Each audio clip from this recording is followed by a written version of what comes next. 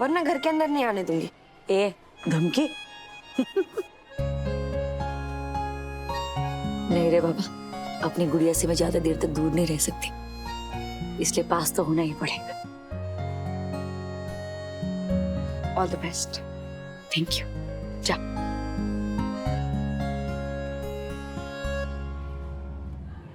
चलिए।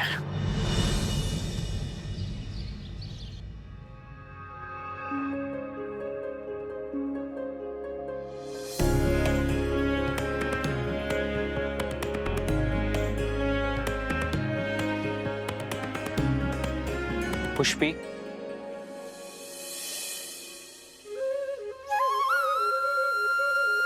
बापूजी। हो जा शुरू। अंबे मात की।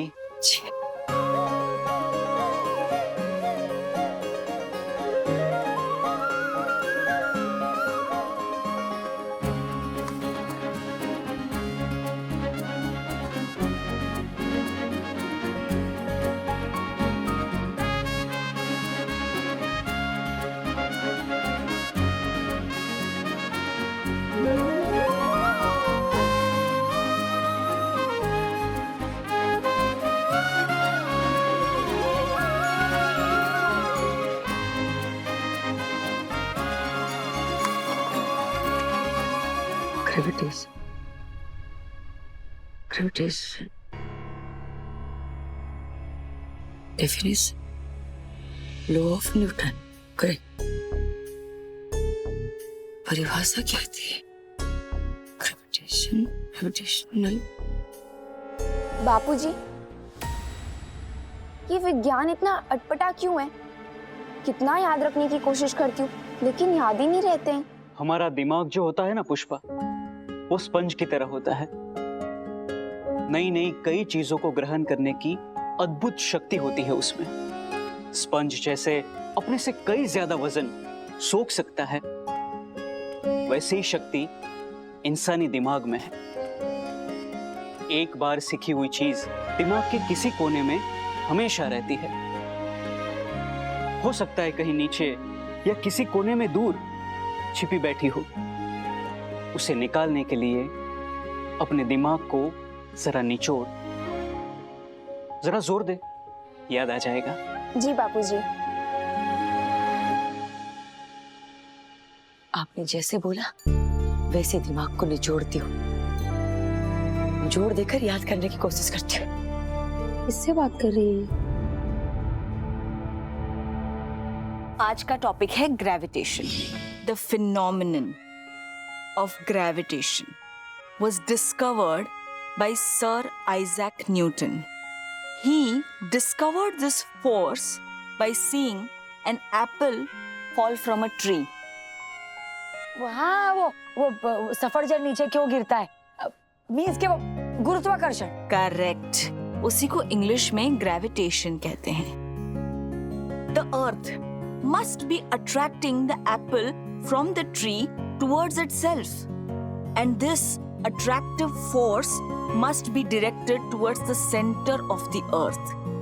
The direction of the apple on the tree towards the center of the earth is vertical.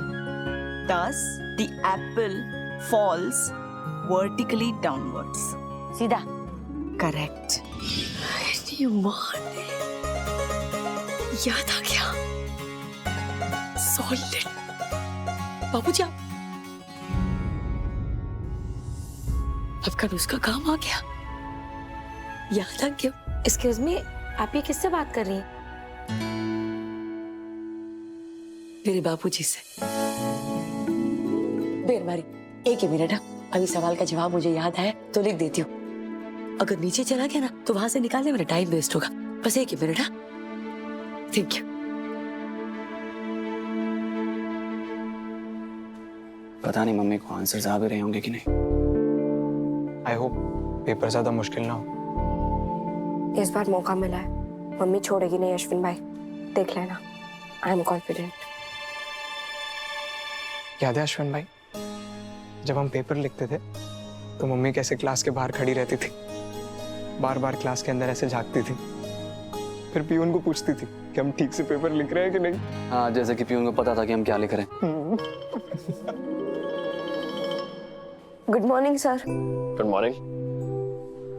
क्या लगता है पुष्पा जी की नैया पार होगी या फिर डूबेगी तो नहीं सर।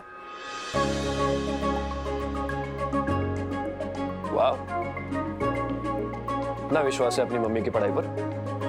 पढ़ाई पर नहीं सर, मम्मी पर, उसके जज्बे पर, उसके एग्जाम पास करने के पैशन पर, स्कूल में पढ़ाई करने की उसकी जिद पर, और मुझे पुष्पा जी की जादू पर।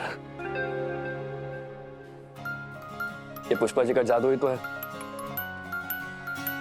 जब वो स्कूल में पहली बार आई थी तो बिल्कुल अकेली थी। इस एज में स्कूल जाएगी, शर्म नहीं आती? आपस में तय कर लो तुम कि प्रॉब्लम आखिर है क्या। माँ अनपढ़ है वो या माँ पढ़ने जा रही है वो। और आज देखो, आप सब उनके साथ खड़े हैं यहाँ, उनके रीएडमिशन के लिए उनसे भी ज्यादा टेंस। मम्मी है ही ऐसी सर, सबको अपना बना लेती है, कभी लॉजिक से तो कभी अपनी मैजिक से।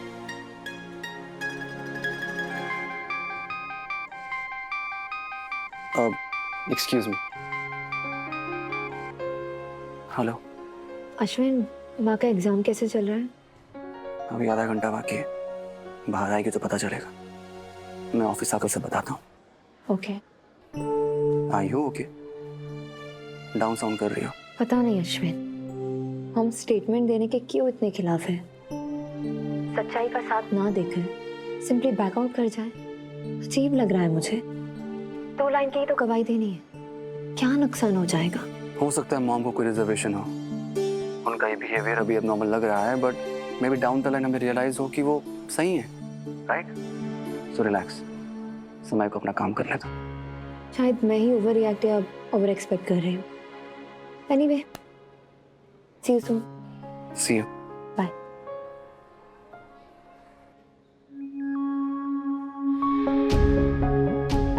ये होश में है डॉक्टर? पूरी तरीके से नहीं, चोट और दवाइयों का असर है। डॉक्टर, नीलिमा जी की केस को आगे बढ़ाने के लिए हमें इनका स्टेटमेंट लेना बहुत जरूरी है। होपफुली एक आध दिन में इनकी तबीयत ठीक होनी चाहिए। वैसे आंखें तो खोली हैं इन्होंने एंड इट्स गुड साइन, लेकिन सर की ब्लीडिंग अभी बंद नहीं हो रही है। डॉक्टर साहब, जैसे ही आपको लगे कि स्टेटमेंट देने की हालत में है, प्लीज मुझे इन्फॉर्म कीजिएगा। Sure inspector. Thank you. Injection.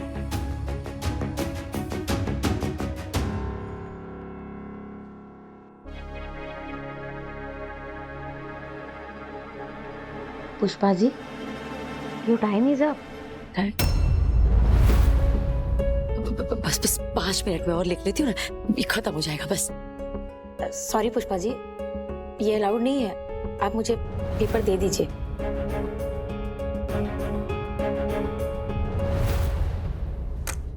एक मिनट।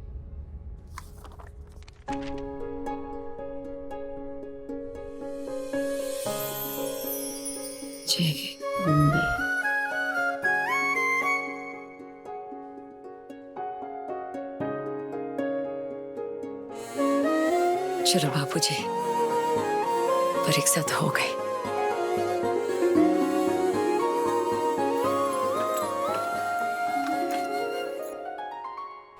अरे बस नहीं, ऑफिस नहीं गया? और तू कॉलेज क्यों नहीं गया? तू यहाँ क्या करे, क्लास में क्यों नहीं है? आज हमारी मम्मी को हमारी जरूरत है, तो सारे काम बैक सीट पर। पेपर कैसा हुआ? जिंदगी में पहली बार मैंने ऐसा पेपर लिखा अश्विनी, जिसमें 3 विषय को ना एक साथ लिखना था। पहले ज्योग्राफी, फिर साइंस और फिर इंग्लिश। 5 मिनट मुझे और मिल जाते ना तो आखिरी की 10 लाइन में मैं लिख देती। बस वो छूट गया, बाकी मैंने सब लिख लिए। ए दीकरी, तेरे नोट्स बहुत काम आए रहे मुझे, और तेरी रिवीजन, और तेरी सोनल मॉम के ट्यूशन भी, मनीष भाई और असावरी का ज्योग्राफी पढ़ाना में।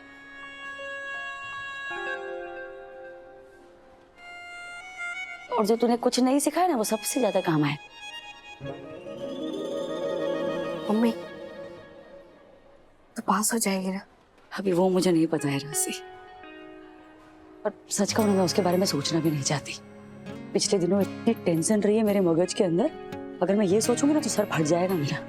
अभी बोझ सर से उतर गया, चल चारों कहीं चलते हैं और मस्त इडली डोसा खा के आते हैं, मेरी ट्रीट। नहीं रे, पहले नीलिमा से मिलने जाऊंगी।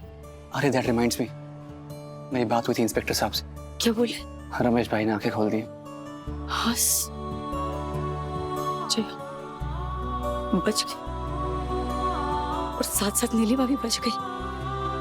वो बेचारी जुडिशियल कस्टडी में कैसे दिन काट रहे ना, ये तो वो ही जानती है। आमिर भाई को फोन लगा, उनको बोल कि मैं नीलिमा से मिलने आ रही हूँ, वो भी वहीं पर पहुंच जा। और तू क्लास में जा, बाद में मिलते। बाय। चल बाय बाय। बाय। आँख खोली, वो होश में आ गया है। पूरी तरह से नहीं, but still it's a good sign। तो यहाँ ठीक तो है? घर से ज्यादा घर पे रमेश मारता था, यहाँ पर उल्टा ध्यान रखा जाता है। तरह तरह के गुनहगार हैं यहाँ पर, फिर भी डर नहीं लगता। यहाँ यहाँ पर एक सुकून है, उसे होश आ गया है। उस बात की खुशी से ज्यादा मुझे इस बात का डर है कि फिर से वही सब कुछ शुरू हो जाएगा। वही शक, वही की मार, जिल्लत। पुष्पा बहन से अब और नहीं सहा जाएगा। इसलिए मैंने कल रात बहुत सोच समझ कर एक फैसला लिया है। मैं रमेश के साथ अब और नहीं रह सकती।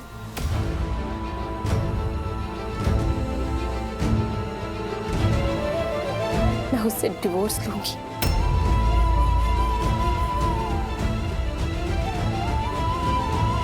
आप मेरी मदद करेंगे आमिर भाई?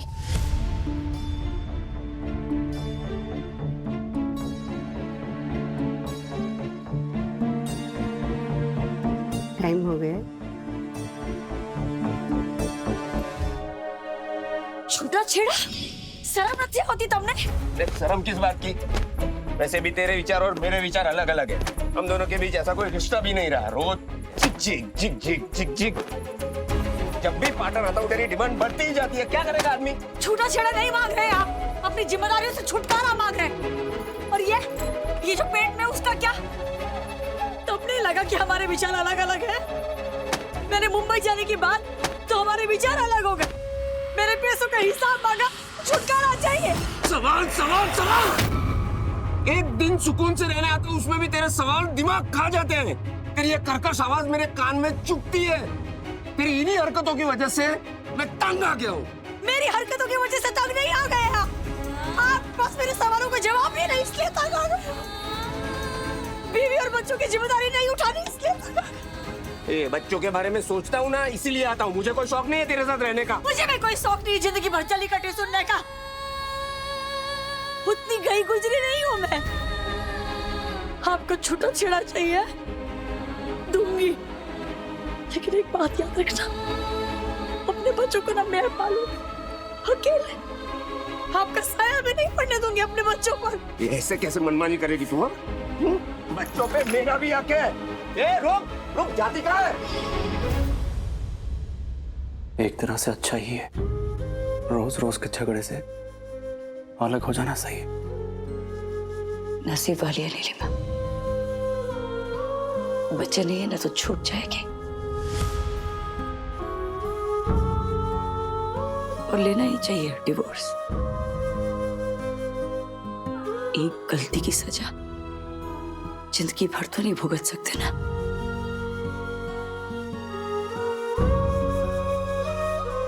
चलें पुष्पा बेन। आमिर भाई, नीलिमा को रमेश के चंगुल से कैसे छुड़वाएं? बात करते हैं इस विषय में, आइए।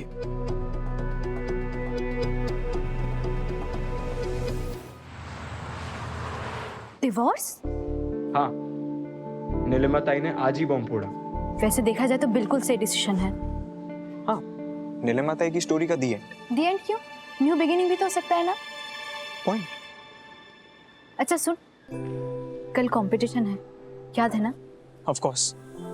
बता क्या पहनने वाला है तू? क्या मतलब क्या? वही सी गोखले की टोपी कुर्ता। क्यों? वहाँ पे तो तू नॉर्मल कपड़ों में भी जा सकता है। I mean, वहाँ पे थोड़ी पापा होंगे कि तुझे भेस बदल के जाना पड़े। पन्नू, हम स्केचेस चिराग गोखले के नाम से बेच रहे हैं। इनाम लगा तो चिराग पटेल कैसे जा सकता है लेने? वो भी है, तुझे जो ठीक लगे तो वही कर। लेकिन मैं तो कल के लिए बहुत ज्यादा एक्साइटेड हूँ चिराग। मेरा दिल कहता है तू जरूर जीतेगा।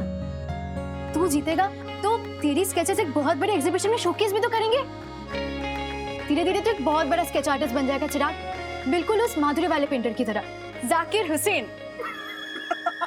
तू हंस क्यों रहा है? पन्नू पार्टनर, जाकिर हुसैन तो महान तबला वादक है, और जिनकी तू बात कर रही है ना, वो तो महान पेंटर एमएफ हुसैन थे। जाकिर हुसैन। हाँ, उनकी तरह ही फेमस बन जाएगा तू। और सुन, मेरा नाम अपने स्पीच में लेना मत भूलना। क्या पन्नू पार्टनर, तेरा नाम तो सबसे पहले लूंगा। ये बिजनेस तेरी वजह से तो शुरू हुआ है। पहली फाइनेंसर भी तू, ऑनलाइन कंपटीशन में मेरी एंट्री भेजने वाली भी तू। बस बस बस बस बस, अब यही उपकार ना हमेशा याद रखना।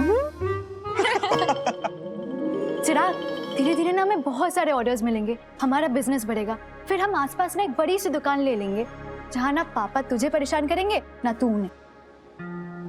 अच्छा पन्नू, एक बात बता, तूने कभी शेख चिली का नाम सुना? हाँ, क्यों? क्यों क्या? पहले जीतने तो दे मुझे, उसके बाद सोचेंगे। भैंस भागोड़े ने छाछ छागोड़े ने गर्मा दमा दम। तूने मुझे भैंस कहा? नहीं नहीं, बे यार गुजराती कहावत है, अपने पापा से पूछना इसका मतलब। वैसे दूसरी कहावत भी है, अक्ल बड़ी कि भैंस।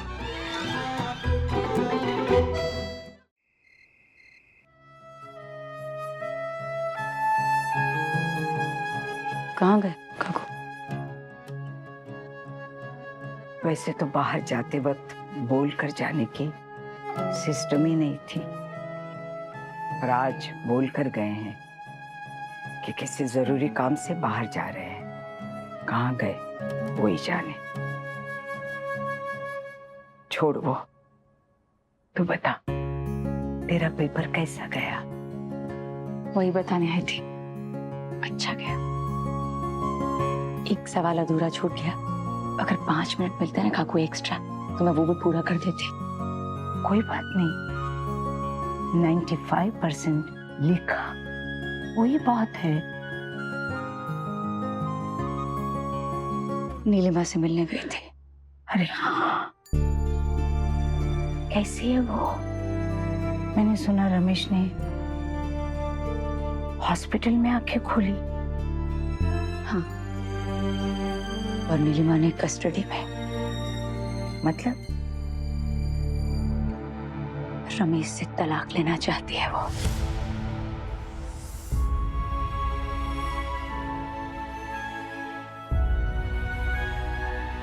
ऐसे तो घर टूटना हमेशा दुखद घटना होती है, लेकिन इसमें, इस मामले में देर आए दुरुस्त आए। दोनों में से किसी की जान चली जाए, इससे अच्छा है दोनों एक दूसरे से दूर चले जाए। हाँ काकू। तुमने मुझे मेरी आई से तुमने दूर किया है। तुमने मुझे मेरी आई से तुमने दूर किया है। मैं हमेशा तुम्हारी बात मानता था, भटक गई थी सोच मेरी।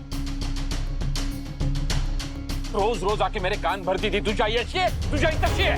वो प्रणव, माना मैंने कि गलती मेरी थी, लेकिन तुमने मुझे रोका भी नहीं ना।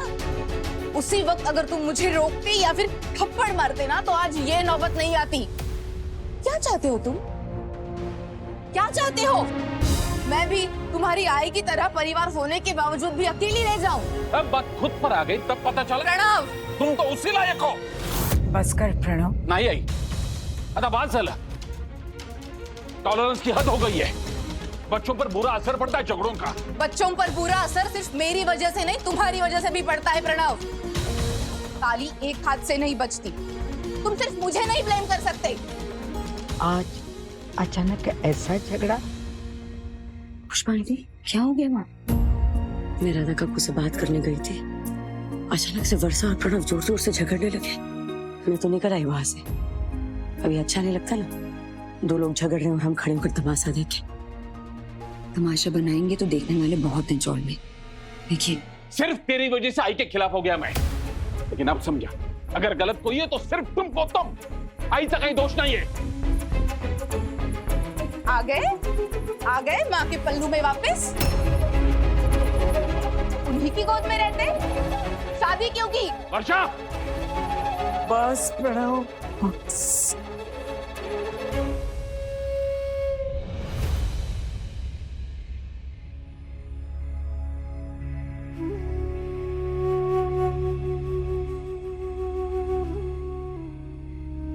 चाललं काय, काय चाललंय?